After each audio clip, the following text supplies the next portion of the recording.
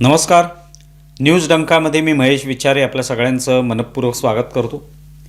मित्रांनो, सर्वप्रथम news डंकाचं YouTube channel आपण सबस्क्राईब केलं नसेल तर प्रथम ते सबस्क्राईब करा, कारण त्यातून न्यूज डंकाच्या माध्यमातून जे वेगवेगळे विषय हाताळले जातात ते आपल्यापर्यंत नक्कीच पोहोचतील. तर सर्वप्रथम आमचं हे न्यूज डंका जे यूट्यूब चॅनल आहे ते सबस्क्राईब करा. आता आपण विषयाकडे वळूया. सध्या आपण पाहतोय की नाशिकमधली जी कॉर्पोरेट जिहादची घटना आहे ती सध्या चर्चेत आहे. अनेक ठिकाणी त्याविषयी बोललं जाते, त्याच्यावर जी काही कारवाई झाली आहे त्याविषयी बोललं जाते. आता या सगळ्या संदर्भामध्ये एक मुद्दा येतो, तो म्हणजे माध्यमं. मग त्यातली मुख्य प्रवाहातली माध्यमं असतील, सोशल मीडिया असेल, पण मुख्य प्रवाहातली माध्यमं जी आहेत त्यांच्यावर लोकांचा यासाठी विश्वास असतो की त्यातून योग्य ती बातमी ही त्यांच्यासमोर आणली जाते. तशी निदान अपेक्षा असते की तशी ती बातमी यावी, जेणेकरून लोकांचं प्रबोधन होईल, लोकांचे डोळे उघडतील, लोक सजग होतील, जागरूक होतील, हा त्याच्यामागचा उद्देश असतो. आणि त्यातून मग वर्तमानपत्र असतील, न्यूज चॅनल असतील, याच्यातून ती बातमी समोर यावी, त्यातली जी खरी बातमी आहे ती समोर येणं अत्यंत आवश्यक असतं. पण तसं बऱ्याच वेळेला होत नाही असं आपल्याला आजकाल पाहायला मिळतं. किंवा एखादी घटना घडली असेल तर ती वेगळ्या पद्धतीने दाखवली जाते, जेणेकरून त्या बातमीतलं जे गांभीर्य असतं ते कुठेतरी निघून जातं. आता ही नाशिकमधली घटना जी घडली ती किती गंभीर आहे ही अनेक न्यूज चॅनलनी ती घटना दाखवली. हे सुदैव आहे खरं तर की अशी घटना दाखवली की ज्याच्यामध्ये धर्मांतरणाचे प्रयत्न झाले. हिंदू मुली प्रामुख्याने, एखादा तरुणसुद्धा आहे त्याच्यामध्ये ज्याचं धर्मांतरण करण्याचा प्रयत्न झाला, पण प्रामुख्याने पुरुषांचं धर्मांतरण जे आहे त्याच्या घटना होत नाहीत. एखाद दुसरी होताना दिसते सुद्धा, पण प्रामुख्याने याच्यात मुली ज्या आहेत त्या लक्ष केल्या जातात, टार्गेट केल्या जातात. तसंच या कंपनीमध्ये सुद्धा घडलं नाशिकमध्ये, आणि जवळपास त्या 50 मुली आहेत असं म्हटलं जाते. आत्ता सध्या तरी 8 मुलींची तक्रार किंवा गुन्हा जो आहे तो दाखल झालेला आहे. त्यांना कशा पद्धतीने फसवण्यात आलं, कशा पद्धतीने त्यांना आमिष दाखवण्यात आलं, दमदाटी करण्यात आली, दबाव आणण्यात आला, त्यांना कसं इस्लाम धर्म स्वीकारण्यासाठी प्रवृत्त करण्यात आलं, हे सगळं समोर आलं. आणि ते मग काही चॅनलमध्ये दाखवण्यात आलं. पोलिसांनी जी खरं तरी घटना जी आहे ती उघडकीस आणली, आणि हे समोर आल्यानंतर ही बातमी खरी आहे की हे असं घडलेलं आहे तर ते दाखवणं आवश्यक आहे. आणि ते दाखवलं तर लोकांमध्ये एक जागरूकता येईल की अशा पद्धतीच्या घटना वेगवेगळ्या कंपन्यांमध्ये घडतात, आपल्या आजूबाजूला अवतीभोवती सुद्धा घडू शकतात. हे लोकांना कळावं, हाच त्यामागचा उद्देश असला पाहिजे. पण अनेक अशा पद्धतीची मुख्य प्रवाहातली माध्यमं ही या बातम्या दाखवताना कचरताना आपल्याला पाहायला मिळतात. ते कशी काय दाखवायची, त्यातून मग हिंदू मुस्लिम असं याच्यामध्ये काहीतरी भेदभाव निर्माण होईल, हिंदू मुस्लिम वाद निर्माण होतील, अशा पद्धतीची एक विचारसरणी असल्यामुळे अशा बातम्या एक तर दाखवल्याच जात नाहीत, किंवा दाखवायच्या तर त्या सौम्य करून दाखवल्या जातात, एकतर्फी करून दाखवल्या जातात. एका प्रतितयश अशा वर्तमानपत्रात याच सगळ्या बातमी संदर्भातलं जो मथळा होता किंवा हेडिंग जे होतं ते काय होतं, तर नाशिकमधल्या एका कंपनीमध्ये लैंगिक छळ प्रकरणातून 8 कर्मचाऱ्यांना निलंबित करण्यात आलं. आता ही नाशिकची घटना आपल्या सगळ्यांना माहिती आहे. अनेक ठिकाणी अनेक लोकांनी त्याच्या व्हिडिओ बनवलेले आहेत, अनेक ठिकाणी चॅनलवर ती बातमी दाखवण्यात आली आहे, तिथे झालेली आंदोलनं दाखवण्यात आलेली आहेत, पोलीस त्या सगळ्या गुन्हेगारांना पकडून नेतानाची चित्र आपण पाहिलेली आहेत. पण बातमी काय येते, तर लैंगिक छळ प्रकरणी काही लोकांना अटक केली किंवा त्यांना निलंबित केले कंपनीने. कोणता लैंगिक छळ झाला? या लैंगिक छळाच्या असंख्य घटना अनेक ठिकाणी घडत असतात, घरामध्ये सुद्धा घडत असतात, कार्यालयांमध्ये घडत असतात. तेव्हा ही घटना काही नुसती लैंगिक छळाची घटना नाही आहे. पण त्या मथळ्यातून काय दिसून येतं की एका कंपनीत काय ते लैंगिक छळ झाला, त्या प्रकरणी 8 जणांना निलंबित करण्यात आलं. का अशा प्रकारचा मथळा येतो? का सांगितलं जात नाही त्याच्यामध्ये की याच्यात धर्मांतरण आहे?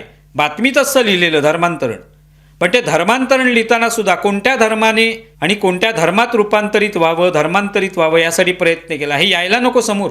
त्यात काय चूक आहे, काय वाईट आहे त्याच्यामध्ये, लपवण्यासारखं काय आहे त्याच्यामध्ये? त्याच्यामध्ये कोणावरही जाणीवपूर्वक कोणी आरोप केलेला नाही. जे घडलंय तेच सांगायचं आहे आपल्याला.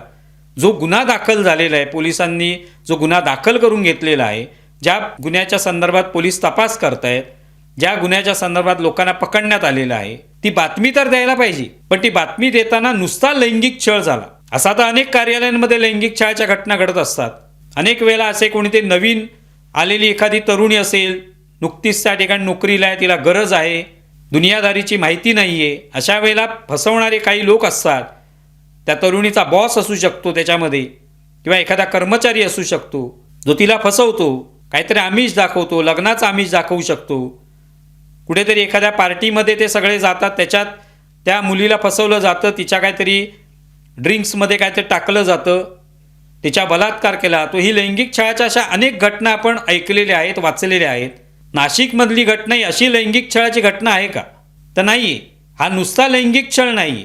जसा तो अशोक खरातने केलेला लैंगिक छळ आहे तसा लैंगिक छळ नाही. हे कोणी भुंदूबाबा नाही आहेत. हे जाणीवपूर्वक त्या मुलींना टार्गेट करणं, त्यांना त्यांची गरज लक्षात घेऊन, त्यांच्या अडचणी लक्षात घेऊन त्यांना फसवणं, त्यांना हळूहळू त्यांच्या धर्मापासून तोडणं, त्यांच्या कुटुंबापासून तोडणं आणि आपल्या धर्मामध्ये आणणं, म्हणजे इस्लाम धर्म स्वीकारायला लावणं, हे करतायत की नाही? यातूनच हे घडलेलं आहे ना, की हे काय खोटं कोणी सांगतंय? हेच घडलेलं आहे. मग हे सांगायला कसली लाज वाटते? लाज वाटण्याची काय गरज आहे? माध्यमांना तरी ती निदान लाज वाटता कामा नये. खरी बातमी देण्यात लाज कसली आहे? अशोक खरात हा हिंदुत्वाच्या नावावर, म्हणजे एक ईशान्येश्वर मंदिर बांधले किंवा महादेवाची पूजा अर्चा करतोय असं दाखवून त्या आड तो अनेक घटना करत होता. अनेक गोष्टी केलेल्या आहेत त्याने, त्याचे फोटोग्राफ्स आलेले आहेत, व्हिडिओज आलेले आहेत. त्याला कोणी दडपण्याचा प्रयत्न केला का? कोणी केलेलं नाही.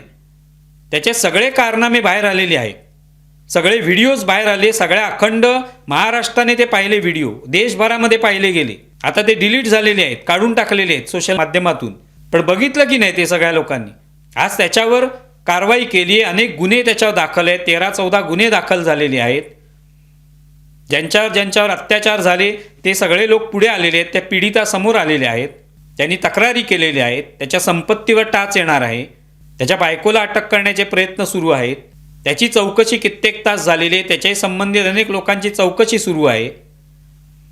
कुठेही दडपण्याचा प्रयत्न झाला का याच्यात? कोणी केलेला नाही प्रयत्न.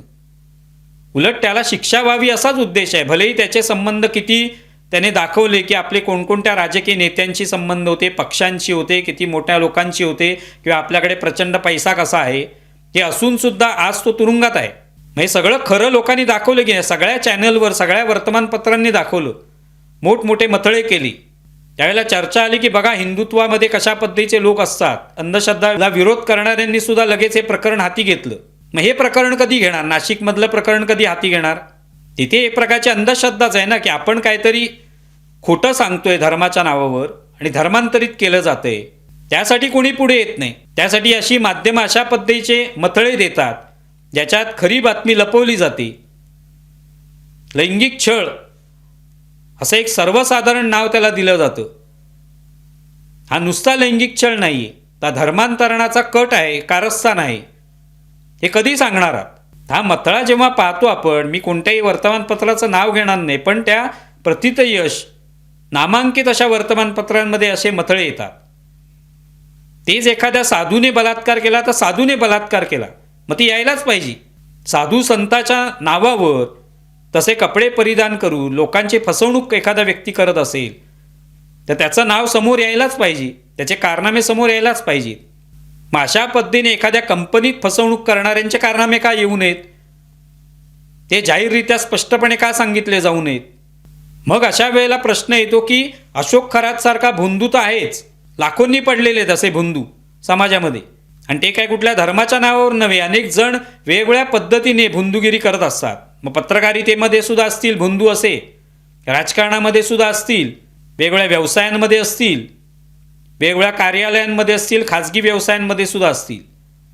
भोंदू कुठे नाही आहेत? सगळीकडे आहेत. फसली जाणारी माणसं आहेत तिथे भोंदू आहेत. पण तिथे अशा पद्धतीने केवळ भोंदूगिरी नाही आहे, हा मुद्दा धर्माचा सुद्धा आहे. पण तो धर्माचा मुद्दा आला की मात्र सगळं गप्पपणे ऐकून घ्यायचं किंवा ते दाखवायचं नाही लोकांना. कसली भीती आहे, कसली लाज आहे, हे कळायला मार्ग नाही.